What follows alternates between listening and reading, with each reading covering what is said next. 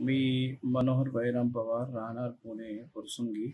मी 2019-20 मध्ये मला बजाज फायनान्समधून फोन आला की तुम्ही IDFCचं लोन घेतलं होतं, ते न चुकता EMI पे केले आहे, तरी तुमचा रेकॉर्ड बघून 20,000 असे 1,16,000 पे केल्यानंतर मी लोनसाठी फॉलोअप घेत असताना गेला म्हणून तो बराच वेळ घेतात म्हणून मी त्यांना सारखा फोन करत होतो, तर ते मला उत्तर द्यायची, तरी पैसे कसे परत मिळतील या प्रयत्नात होतो.